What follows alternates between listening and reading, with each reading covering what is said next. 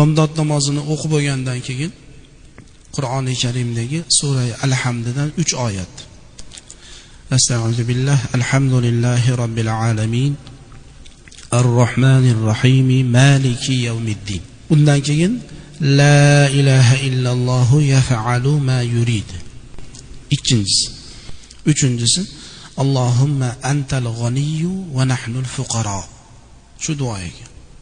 Shuni 3 dona o'qisa, Xudoy taolo u banda shuni o'qib turib Allohdan nima so'rayotgan narsasi bor edi-yu ijobat bo'lmayapti.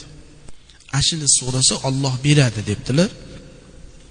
Sharti so'ragandan keyin Xudo bersa, yanidek odamga aytmasin debdilar. Men meni so'rovdim, berdi, sen ham qil demasin.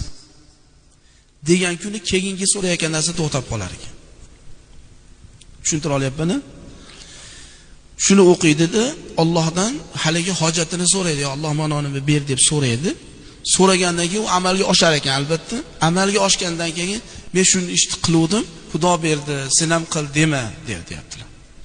La ilaha illalloh yaf'alu ma yurid degani Alloh xohlagan narsasini qiladi degan. Nimani xohlasa shu ishni Xudo qiladi. Xudo qodir. Keyingi 3-duosi Allohumma antal g'aniyyu va nahnul fuqaro. Alloh sen hech kimga hojating tushmaydi. Hammani hojati senga tushadi. Sen boy badavlat zotsan. Va nahnul fuqaro, biz muhtojmiz. Biz kambag'almiz.